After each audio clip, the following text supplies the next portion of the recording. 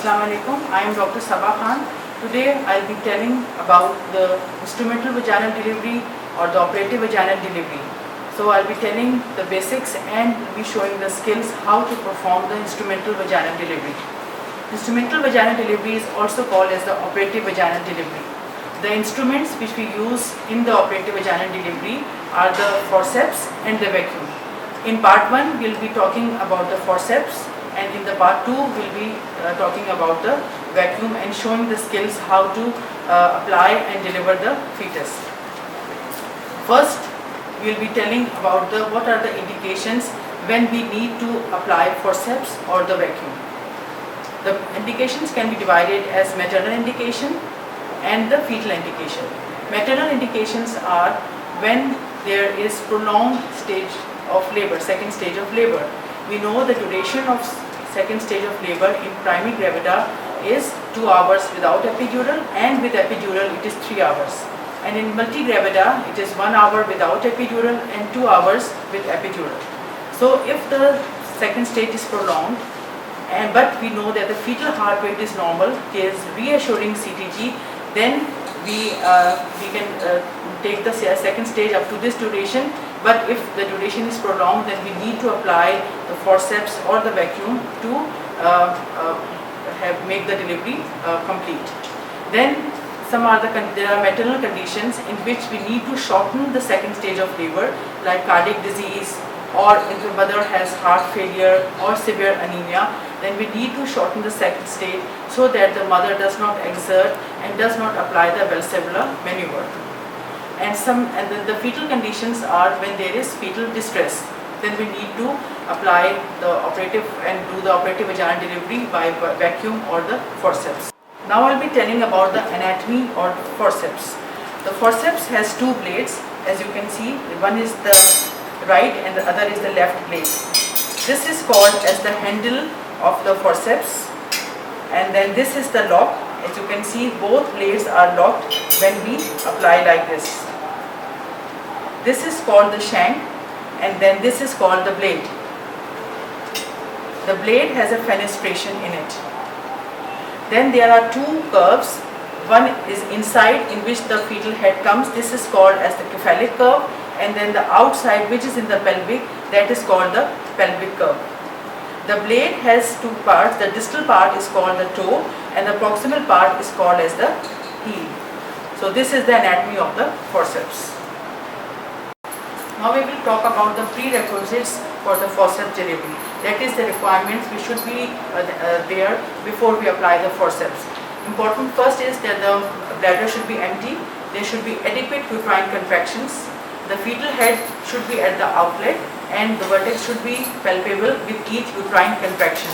The sagittal suture between the anteroposterior diameter, and also we should have our instrument should be ready, that is the forceps, and there should be a backup plan in case the forceps fail. Then there should be theatre should be ready, that we can go and perform cesarean section. Along with that, there should be a resuscitation trolley for the neonate, and the pediatrician should be on the standby after the delivery of the baby.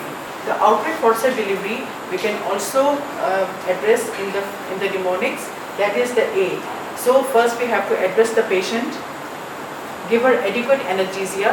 That can be in the form of regional anesthesia if that has been given, or in the form of local infiltration in the perineum. And also there should be an assistant present, that is we can ask for help before we are going to perform the instrumental delivery. Bladder should be empty, backup plan should be there. C, cervix should be fully dilated, and there should be adequate uterine contractions. Then D is that we determine the position, that is that the sagittal suture should be in the anteroposterior diameter. We should address or anticipate dystocia, that is the shoulder dystocia. Sometimes after instrumental delivery there can be shoulder dystocia. So we need to anticipate and be ready for that. E, we have to check our equipment, that is the forceps and the neonatal resuscitation trolley. F is the forceps application. Now we will show you on the dummy how to apply the forceps. After our prerequisites have been fulfilled, just revising again that the cervix is fully dilated, membranes have been ruptured, there are adequate uterine contraction, the head is at the outlet and visible at the vertex, the sagittal suture is in the anteroposterior diameter, and we have given and we have already taken the consent from the mother. So first of all, we should also always apply and check our forceps outside on the trolley, so that we know that we have the right blades and we are able to lock the blades. Now now I will hold the left blade. This is left blade is according to the mother. So this is the left blade. I will hold it in my left hand and I will hold it like a pen, and then I will insert the two fingers of my right hand in the posterolateral part of the vaginal wall, and then I will put the blade of the forceps on these two fingers, which will guide towards the pelvis, and then the thumb of the right hand will just will be slight push on the heel of the forceps, and then the forceps will go inside the pelvis. I will ask my assistant to hold this left blade. Now I am going to hold the right blade in my right hand again like a pen, and now the two fingers of my left hand will be towards the pelvis, and then I will slide the right blade along my two fingers, and you can see that this is parallel to the right inguinal ligament, and then I'm going to slide it, and again my thumb is going to put a little pressure, and then the forceps is inside. Now the blades are locked, and then with the help of the then we have to check that the position is right. So the sagittal suture is the anteroposterior in the diameter, and then I'm going to apply a slight traction, and as soon as the jaw appears, then I'm going to unlock the blade, and they are in the reverse order, that is I will remove the right blade first and then the left blade, and then we'll complete the delivery of the baby. The baby is either handed over to the pediatrician, or if the ABGAR is good, then we can put the baby on the maternal abdomen. If we revise our mnemonics, we went up till F and we applied the forceps on the dummy, and also we checked that the position was safe for the application. Then with the dental traction, the baby delivered, and the handles were elevated, and as soon as the jaw appeared, we removed the blades of both the forceps and the delivery of and at that point, if we think that there is need of episiotomy, then the episiotomy can also be given at that point. So this completes the delivery of the forceps. After that, after the delivery, we are going to check the perineum for any tears, any vaginal tears, any cervical tears, and then we are going to stitch the episiotomy, and after that we are going to write all the notes on the file, the procedure notes for the forceps delivery. Thank you very much. This is the part 2 of the instrumental vaginal delivery. In this video, we'll be showing you about the vacuum delivery. This is the vacuum. There are 3 different types of vacuum. One is the plastic one or the celestic one, which you can see I'm having it. Then some of the vacuums are also metallic vacuums, and so this is the cup of the vacuum, and then this is its handle, and then this is the part which attached to the tube and to the machine, which creates the pressure. Similarly, this is also an example of the celestic or the plastic cup. Nowadays we have a Kiwi cup. This is the Kiwi cup, in which the vacuum is created by the handheld pump. So this is the pump. After you apply the vacuum on the head of the baby, then the pressure is created by just pumping with the help of hand instead of the machine, which is used in the other 2 types of the vacuum, which I have already told. The indications for the vacuum delivery would be divided same as in the forceps, that is the maternal indications and the fetal indication. The maternal indications are when there is prolonged second stage of labor when there is metal exhaustion, or we need to shorten the second stage of labor because we do not want the mother to push, or the fetal indications are when there is fetal distress, either the CTG is pathological or there is meconium. Then the prerequisites for the vacuum delivery. They are that the cervix should be fully dilated, the membranes should be ruptured, then we need to see the position, what is the position of the sutures. There should not be any malpresentation, there should be adequate uterine contractions, and again no evidence of any cephalopelvic disproportion. If we compare with the forceps, the vacuum, the relative indication in the case of vacuum is that their gestation age should be more than 36 weeks. Because before 36 weeks, if we apply the vacuum, there is chances of retinal hemorrhage or either intracranial hemorrhage. So that's why we avoid to apply vacuum in gestations which are less than 36 weeks of gestation.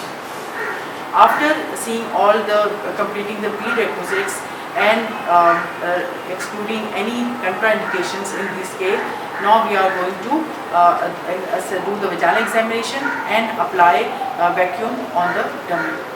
Now we will talk about the sutures and the points where we are going to apply the vacuum on the fetal skull. As you can see, this is the sagittal suture, this is the anterior fontanelle, and this is the posterior fontanelle.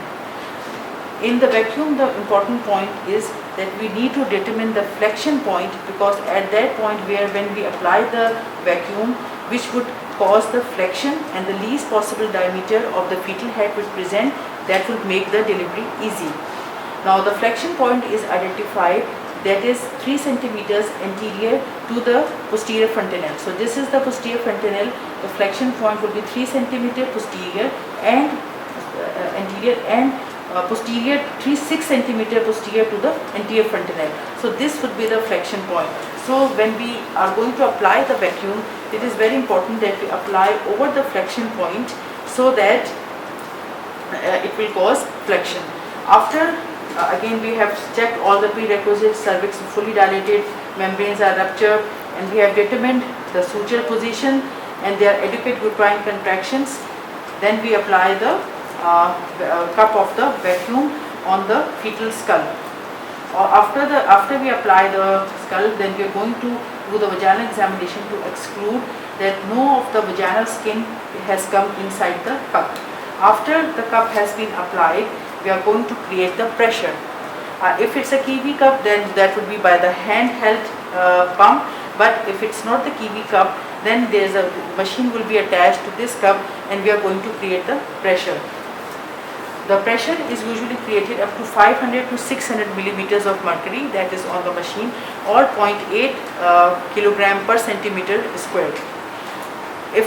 After creating the desired pressure, we need to wait for at least 1 to 2 minutes so that the signon is created.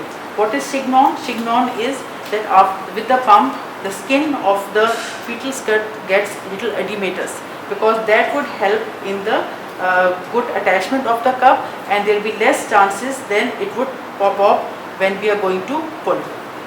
After the vacuum has been applied and everything has been checked, the pressure has been created, then the index and the middle finger will be kept on the vacuum cup so that the vacuum does not detach. And then we are going to pull it forward and backwards, and then forwards, and then again forwards and upwards as soon as the head comes out. After that we are going to put the pressure off, and then after the pressure is off, then the vacuum cup will be removed. If needed, the episiotomy would be given before, and then we will complete the delivery of the baby. Just wanted to compare, when there is a machine, we are going to put the button, the switch off as soon as the head delivers. But in case of the handheld, kiwi cup, there is a release button on there. So after we create the pressure, we can show it here with the help of the vacuum. So the pressure is created by pumping like this. and when the green is the desired pressure, the green line tells of the desired pressure, and after that when the fetal head comes out, then we can release the press the button and the pressure would be released, and then we can take the vacuum off and complete the delivery of the baby. And then after that we are going to manage the third stage of the labor, that is the delivery of the placenta. After that again we are going to examine the perineum for any vaginal tears, any cervical tears, and if there have been episiotomy has been given, then we need to stitch the episiotomy. In summary, when we compare the forceps and the vacuum, we see that with the vacuum there is more chances of retinal hemorrhage or cephal hematoma, and also there is chances that there could be failed vacuum deliveries. But if with the vacuum there is less chances of perineal trauma, that is the vaginal and the cervical trauma, less need of analgesia, and more as when we compare with the forceps, because in forceps there are more chances of perineal trauma. With the vacuum we can, if the cup for example comes out for the first time, so we can wait, we can apply it again, and usually we take it to three times if the cups come out, that is the limit, or 15 minutes when the delivery has not occurred. After that either we need to go and perform a cesarean section to complete the delivery. Thank you very much. This ends up the instrumental delivery part.